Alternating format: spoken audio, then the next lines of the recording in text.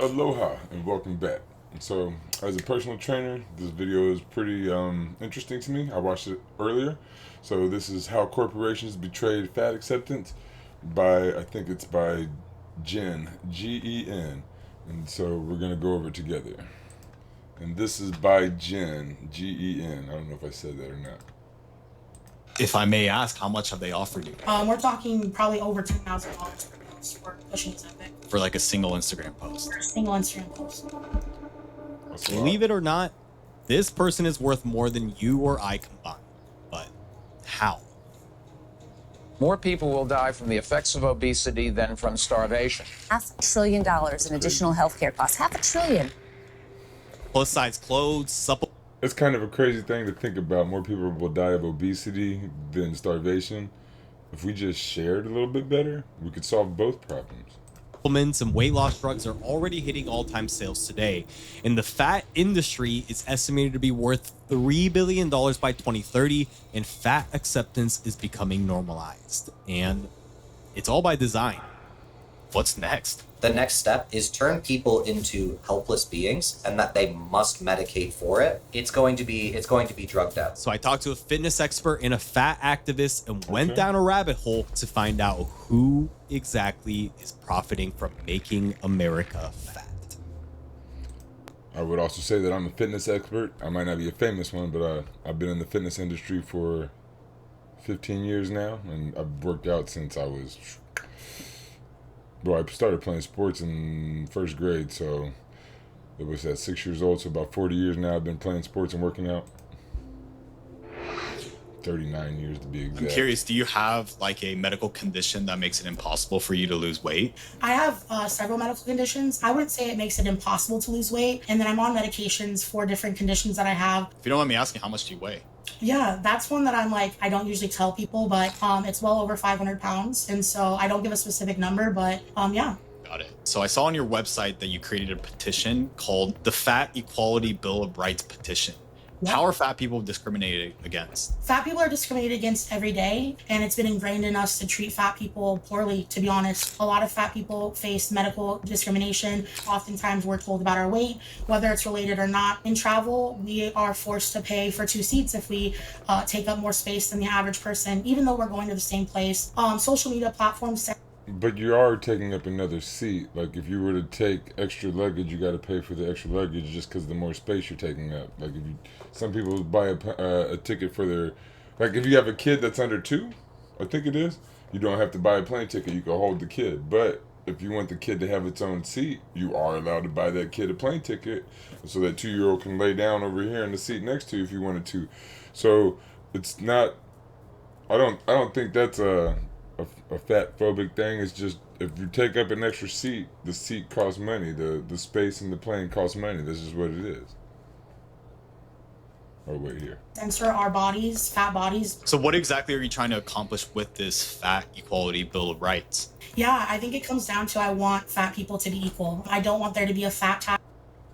Hey, before you skip, if you love Paying more to access similar services. I want us to be able to show up and access the same things as anybody else without needing accommodations. So it seems like it's kind of like you're advocating for fat people to be like a protected class, like race, gender, religion. Is that fair to say? Yeah, fat rights are civil rights. But just so I understand though, right? Like, for example, my race, I'm Asian and I'm an Asian male. Like, that's not something I had any sort of like choice in. Are you saying that fatness is on the same level as race and gender when it comes to choice? Yes, you were born Asian, and yes, I was born African American. I was also born fat, and as much as I've, tried to do things many times in my life to change. So some kids are born a bit chubby. I was born chubby, actually, but that's a parental thing. Like, parents should be working with their kids at least a little bit. Like, you don't have to be as extreme as I've been with my kids and whatnot at times, but you should be at least having your kid, take them to the playground. If the kid goes to the playground every day for 15, 20 minutes, they should be fairly decent. If they go for an hour or so, they'd be probably pretty good, right? Just let them run around and just play, and they'll be fine. But I mean, if you want to focus more, if you do have a big kid or whatnot, like when I was young, I played football. I was always trying to gain weight because I played on the line and stuff for a while. So I'd try to make weight to be able to run the ball, and if I could run the ball, then after that I could try to gain weight because once they weighed you, well, when I was young, nowadays they weigh you every game. When I was young, they weighed you once or twice a season depending on how much you weighed.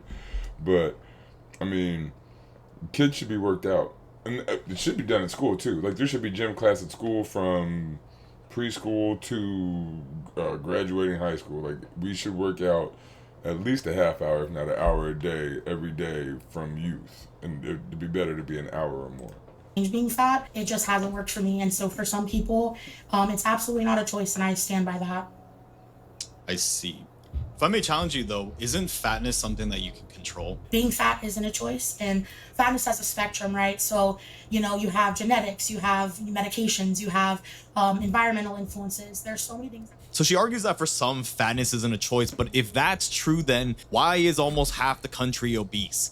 The rates don't increase in just such a short time due to genetics and disorders. So clearly something changed. Yes. I think it's pretty obvious that our food is compromised. And it all happened fairly recently. Have you noticed how anytime you see like a movie or TV show in the 50s or 60s, they're literally chain smoking cigs after every breath? And then all of a sudden it just magically stopped. Because around the 80s or so is when the Surgeon General's report made a shocking revelation that smoking is horrible for you. And then now these big cigarette companies now had to diversify. And by the 90s or so, the two largest companies that has mastered the art of addiction started buying food companies. And soon enough, their scientists started doing what they do best, making their products addictive, creating the ultra processed food that we see today that has profited from the processing, such as high fructose corn syrup that literally make you more hungry the more you eat it.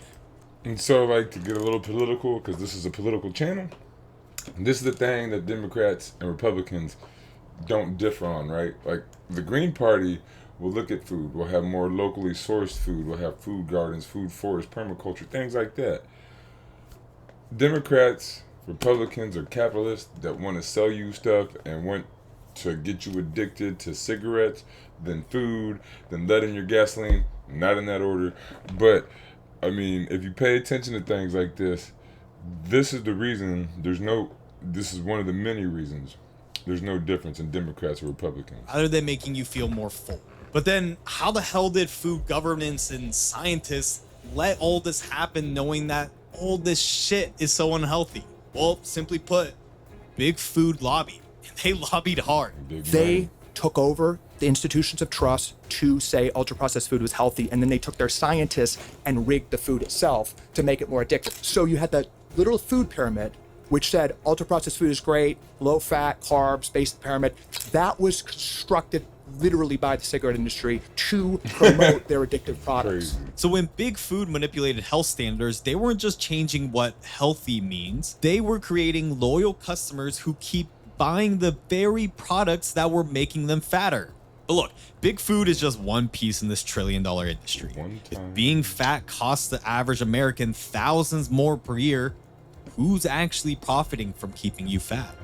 So let's move on a little bit towards your corporate partnerships, because I saw on your website that you partner with over 300 brands, names like Google, Dove, and McDonald's. Do you think corporations actually genuinely support your activism, or using you and your followers as an opportunity for financial gain? I think Hey, if you want to keep working 50, 60 hours a week, Financial gain. I think that that's a great question. I think performative inclusivity is something we need to talk more about. So, for instance, I've worked with McDonald's, like you said. Have we ever had a conversation about making their restaurants more accessible or having more representation in their marketing? No, I definitely haven't spoken to them about that. But then there are companies like Big Fig Mattress who specifically target plus size community, and you can see it through and through that they're supporting the community in every aspect. In the marketing, fat people are represented. They pay their creators that are fat well. How do you advocate for fat liberation though, when like companies get through and through that they're supporting the community in every aspect? In the marketing, fat people are represented. They pay their creators that are fat well. How do you advocate for fat liberation though, when like companies like McDonald's, let's be honest, if we had to kind of create like the average customer profile, they're probably going to be more obese people. Yeah, for sure. McDonald's definitely is going to serve more fat people than, say Apple or something like that. And I use a lot of these partnerships where I see changes that need to be made to kind of work my way into being an accessibility consultant. Do you think corporations have also created this fat acceptance movement to monetize a big base of the American population as new customers? Honestly, the case might be there. There might be a point made. We have a demographic we need to meet, but I also do think that people see it. But see, that's the one thing with the monetary society where everything is profit based. You want to make profit off of food, which will make people fat if you sell too much food. Like if you sell the right amount of food to people, then right, you're gonna live healthy and good and whatnot. But then you make money off of fitness. But then you also make money off of people being overweight and going to the hospital that don't go to the gym or whatnot and that don't do fitness as much. But then you make money off of almost everything, whether you do good or bad. You make money on the flip side or whatever you call it, and you're not necessarily making more money to do the good stuff. And a lot of times you're making more money to do the bad stuff. It just doesn't make sense to have a society based on profit like that. The body positive label, the fat acceptance label, the things like that, they see it as a marketing tactic as well. Fat liberation has been around for a really long time, but you're definitely seeing companies come into this. We're supporting and we're here to be inclusive, and it's definitely a trend to some. Because I agree with her. It's so much better when a company is actually honest to their values instead of just pandering to whatever trend. Right. Like, I just feel like you can trust that way more. That's exactly why I use my sponsor Cook Unity to get restaurant quality, healthy dishes. Okay, I was gonna skip this ad, but he very cleverly weaved the ad into his video, so I went back to show the ad. So Unity to get restaurant quality, healthy dishes made by award-winning chefs delivered fresh to my door. Look, I'm Japanese and a food snob, so trust me when I say that these meals are actually fire. And especially this butter chicken made by Chef Brad and Chef Banu. And look, I've had a lot of curry. The sauce and the meat had a lot of flavor, and most importantly, I didn't feel slumped after eating. It's healthy, it's easy, and it saves me a lot of time without having to cook or grocery shop or do the dishes, as I can actually maximize my time making these damn videos for y'all. So get 50% off your first order of Cook Unity meals at cookunity.com/Gen with code GEN at checkout. Because whatever your goal is, what you eat is important. And there's absolutely no denying that when you eat good, healthy food, you feel way better than eating McDonald's. But this also shows exactly why McDonald's are sponsoring fat activists, because unfortunately so also on the Cook Unity thing, there are ways that you can eat healthy that are a little bit easier nowadays. They got all these what do you call it, prep meals like that Cook Unity. There's a few other ones I can't think of them off the top of my head. I don't use any of them. I cook most of our stuff, or we just eat like a lot of fruits and vegetables, a lot of raw stuff, and just eat the meat, cook the meats or whatnot. But anyway, yeah, so it is not the easiest thing to be healthy, but they try to make it easy some ways. So check out that Cook Unity. I don't know nothing about it, but I was gonna skip the ad, but compared to McDonald's, it's obviously much better than that. Oh, over here. They do know who their audience is. And that makes sense because brands are going to want to find audiences in which they can sell to. But the problem is that it's also infiltrated others. Washington Post found that dietitians using hashtag no bad foods, hashtag food freedom, and hashtag ditch diet are encouraging their followers to eat whatever them makes happy. These are dietitians that were backed by companies like General Mills, the people behind your favorite bullshit cereal. So I think you can now start seeing the bigger picture. When I was young, I used to eat pretty poorly at times. Like I ate a lot of McDonald's, I ate a lot of fast food, but I worked out a lot and I was pretty buff. But like I worked out a lot, right? So if you're gonna work out a lot, you can eat worse. But if you don't want to work out a whole lot, then you need to eat a little better. You need to watch your calories a little more, because if you work out, you're burning calories. Calories in versus calories out is gonna be your weight. It's not gonna be your weight, but it's gonna affect your weight. And how money behind these movements can start using messengers from fat activists to dietitians to slowly start chipping away at the public's perception. In this case, what's healthy. So what happens when a company gains absolutely nothing from fat activism and in fact can be hurt from it? but feel the pressure to conform. You said like one of your biggest initiatives is making it easier for fat people to travel. What is the customer of size policy, and why are you demanding that airlines implement it? Customer of size policy, essentially, it doesn't say one way or the other what is required. It's just more of a policy for this is how our airline accommodates people of size. The customer of size policy, though, specifically that I've modeled my petition to the FAA after, is the Southwest Airlines customer of size policy. And with that policy, anybody who encroaches on the second seat can be given a free seat in order to make sure they're accommodated and they're comfortable on their flight. For me specifically, though, I take it a step further, and I think that all airlines should model their customer size policy. You could take that a step further when you're talking about like disabilities or whatever. Some people have like phobias and it's like OCD, right? Don't want to be touched and things like that.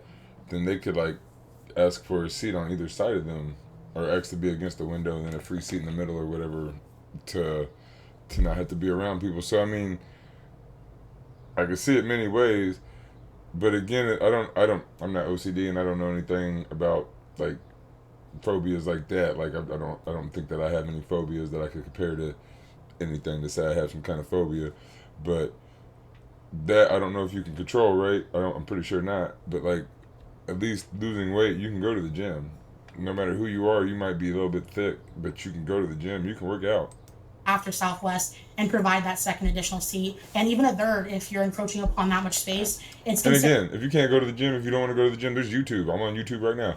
There's all kinds of videos on YouTube. I got some workout videos on YouTube, but I mean, I don't have as many as I have political videos now. So, but there's plenty of workout videos on YouTube, and you can just put in a bicep workout. You can put in hamstring workout. You can put in leg workout. You can put in butt workout. You can put in chest workout. You can put in anything, whatever you want to, forearm workout, finger workout. You can look up anything, and YouTube will give you some suggestions.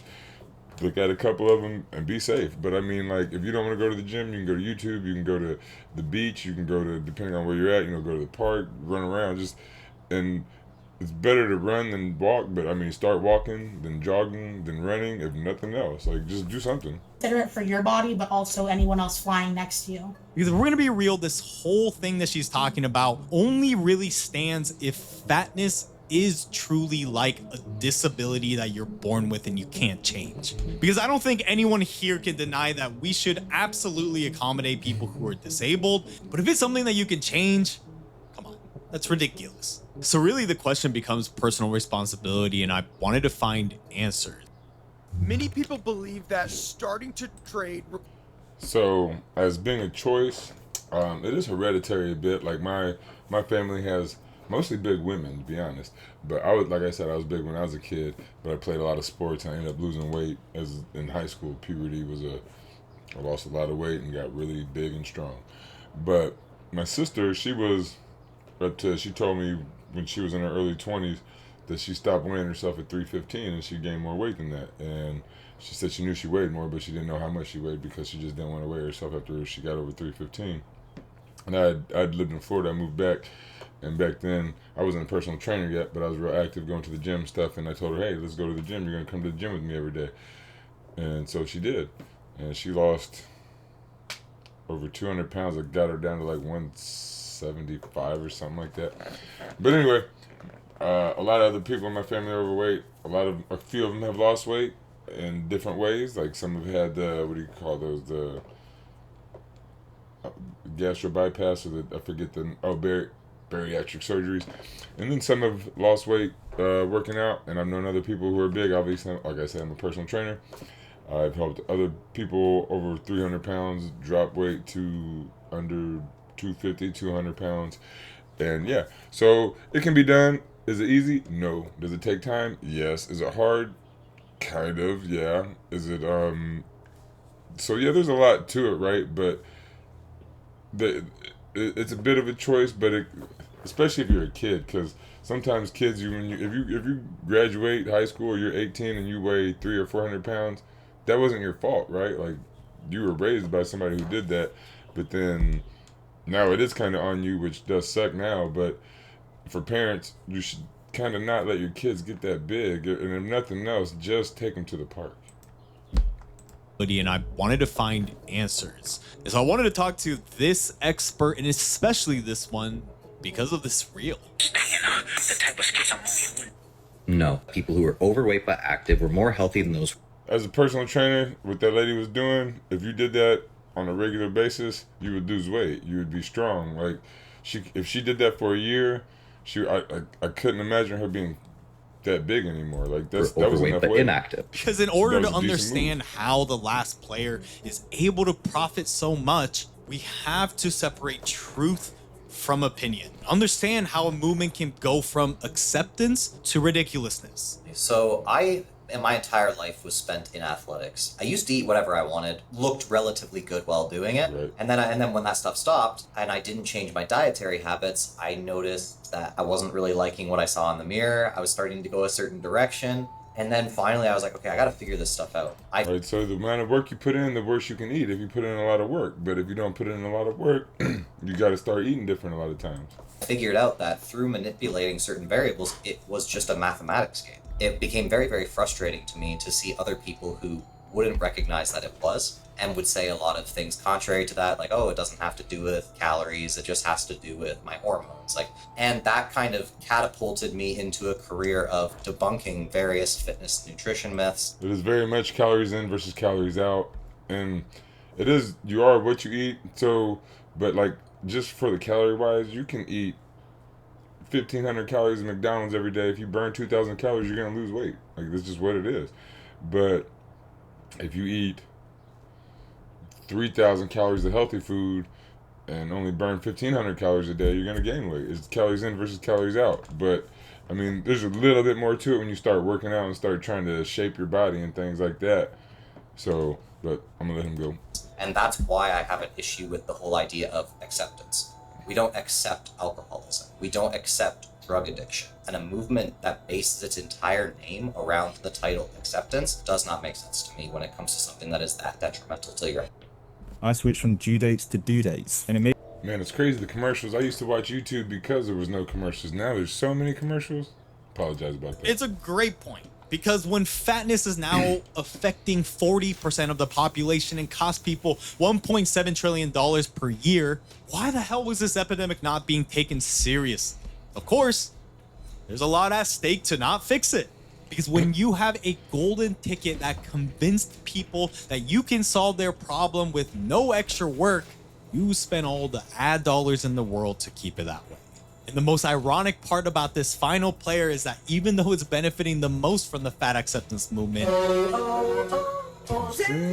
might also be the very thing that ends it. Ozempic and the body condition of most of the people at the Golden Globes shows that the fat acceptance movement was all a scam. The moment that you had an easy route out of being overweight, body positivity went out of the window. That's so true. Because yeah, what the hell happened to all the acceptance? I mean, just look at the sales over the last few years and what it's projected to be. And now look at their stock that has exploded to become one of Europe's most valuable companies. And now we have unbearable celebrities like James Corden's to those that yap about acceptance like Oprah, who literally used to back Weight Watchers that actually promotes like real diet and exercise, to now all of them using Ozempic. And it's also not just the fatter celebrities that are using it. It's becoming an epidemic, and it's only just the beginning. How common are you seeing Ozempic, whether it be amongst your clients or people you know? It's incredibly common. I'll deal with people every day who are like, oh yeah, my aunt is on this, my cousin's on this. What's next? The next step is to turn people into helpless beings or make them believe that they are completely helpless and that they must medicate for it. And so that is going to become the logical conclusion rather than a last step. It's starting to become more popular too in the bodybuilding community because one of the main mechanisms of action for GLP-1s is that it does reduce your appetite. So you'll get people who are trying to cut down to body fat levels that aren't sustainable, and the leaner you... It's crazy. My problem was always I couldn't eat enough when I was trying to gain weight, when I was trying to bodybuild and get muscle. Like, I've eaten up to 5,000 calories a day and could barely gain weight. Get as a bodybuilder, the hungrier you get. So it's reached everyone, but especially middle-aged older women, and it's no coincidence that that's also the group that's most represented by the fat acceptance movement, because come on, there's no fat acceptance for guys. Because what if I told you that I'm not gonna lie, there's fat acceptance for guys. If you got money, you got acceptance. It don't matter if you fat, short, ugly, whatnot. If you're a millionaire, billionaire, You get accepted. Noticed the company behind Ozempic donated $500,000 to an advocacy group called the Obesity Action Coalition and hundreds of thousands to other similar various advocacy groups. But now they're trying to change policy and they're targeting specific groups in order to achieve that, like giving thousands of dollars to Black organizations, such as sponsoring a panel at the Congressional Black Caucus Conference. We'll get to that in a sec, but is it also why they decided to target Black creators like Jalen? Have you been approached by Ozempic to sell to your audience? Yeah, I've been, I don't think I can say Ozempic specifically, but I've been approached by these like agencies that are working with, and I probably get an email a month asking me if I'm interested in pushing the GLP-1s. And I've actually spoken out against Ozempic and worked with a company to help people sue Ozempic for the medical and health conditions that they were causing and that their product was causing harm. And so, if I may ask, how much have they offered you? We're talking probably over $10,000 per post for pushing Ozempic. For like a single Instagram post? For a single Instagram post. What other kind of products have they reached out to you about? Like weight loss pills? Like, I've had someone offer to give me bariatric surgery. If I flew to their country, they would completely cover the cost and my expenses to stay in their resort thing while I get weight loss surgery. And that was for a company based out of Turkey. And I've had them reach out probably 5 times over the 6 years I've been doing this. The one thing about working out is that if you do the surgeries and stuff, you'll lose weight, and it'll take like a year and a half. If you work out, it might take a little bit longer depending on how much time you have. If you can work out twice a day, you can really get it done in about a year and a half, the same as the surgeries.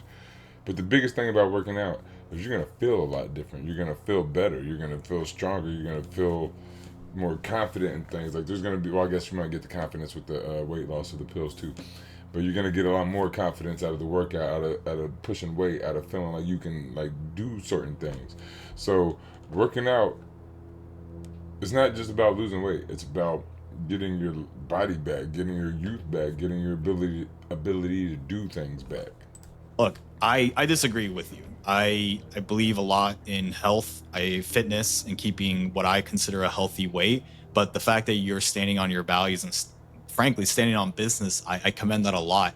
Do you feel like a lot of other fat activists are now starting to sell out? So I think the ability to sell out is there. If you want it, you can start working with the GLP-1s. You can start licensing your content to weight loss programs that are trying to build AI, to, you know, things like that, right? There's so many ways you can sell out. It seems like there's a lot of lucrative opportunities to be a fat activist. Man, maybe I take my statements back. Maybe I need a course change on my content. I'm kidding. You're welcome over here, man. We'll accept you. So look, I'm gonna give credit when credit is due, and I commend her a lot for that. Because at that Congressional Black Caucus Foundation conference that I showed earlier, the reason Novo sponsored a panel discussion is all part of their big push to open up Medicare coverage to include weight loss drugs like Ozempic. Because as you can imagine, that will substantially increase their profits. And what they did is that they strategically picked panelists that would tout their message, like Dr. Fatima Cody Stanford, a Harvard Medical School professor that specializes in obesity. And surprise, surprise, she's received consulting fees from Novo. So there's no wonder why she would go on and make a statement at that conference saying things like, "We've denied care for obese." She's pretty thin for being what do you call it, a professional on, or whatever, on obesity. When we haven't for other chronic diseases, instead of recommending the only sustained way of losing weight, diet and exercise. So again, the funniest thing about all this is that Ozempic is literally destroying the fat acceptance movement by targeting and monetizing the very population that was a part of it. So of course, Big Pharma is benefiting heavily from the fat movement by keeping people on a subscription. But what I found is that they aren't the ones that are profiting most. So the fourth and final player is the industry of insecurity. Because what I actually found out most through this investigation is that the more acceptance that you spread, the more your insecurity grows, because the more you start becoming aware of the exact thing that you're insecure about. Do you think in many ways, both fitness and the fat acceptance movement is just profiting off of insecure people? Yes, 100%. the vast majority of the reason that people build muscle is for vanity reasons. They might not necessarily be happy with their physique. They might be dealing with some severe body dysmorphia. If at any point you think that getting to said physique is going to make you a happy person, it's just not true. But with that said, acting on your insecurities doesn't necessarily make it bad. Do it right, and it can actually be the motivation for you to finally change. Because let me tell you, the worst position to be is in indifference. So at the end of the day, we're all going to be influenced and monetized by something. Like if you're watching me still, YouTube and I are monetizing your attention. So the question becomes, what will you choose? Because how you use and view your insecurity is the difference between signing up for the gym, signing up for Ozempic, or deciding to say f it all and staying fat. Let me ask you, do you think normalizing fatness downplays the undeniable serious health risks that are associated with being at a fatter weight? I absolutely do not. This is the fact. Fat people exist now. Fat people have always existed and they always will. But I agree, like fat people have always existed throughout history, but we are seeing undeniably unprecedented levels of obesity, especially in this country though. So I don't think we can also downplay that though. Health looks different to all, and you are right. There are many diseases that are, made worse by your weight. So I understand that, and I respect that perspective. I just also think that there's an argument to be made that you can be healthy at any size. So look, clearly we may never. I don't think that's true. I don't think you can be healthy over 3. Well, you got to be like, if you're like an NFL player and you're 300 pounds and ripped diesel, like in Dominican Sue, right? Fairly healthy at 300, 315. But I don't think you want to live your entire life like that. I think that if you lived at 315, even as a muscle-bound man, or even if you're a muscle-bound woman at 315, if you're about 6 foot, I think it was about 6 foot, 6'2", if 7 foot, add some weight to that. But like, I think that's a lot on your heart. I don't think you want to weigh that much. We're not supposed to weigh that much. But it's kind of true that you can be healthy at most any weight. But you would have to work out to get to that heavier weight to be healthy at that weight. You're not gonna, like, her weight is not a healthy weight. Like, you're not gonna be 300 pounds and loose and be healthy. Like, if you're 300 pounds and can run through an offensive lineman, we can talk about it. But just as fat activists shouldn't force society to conform to their beliefs, I'm also never gonna force people to conform to whatever I believe. Right. But with that said, with freedom comes responsibility and accountability over our choices. And until you can understand power and how it influences movement, you will be powerless to the movements designed to influence you.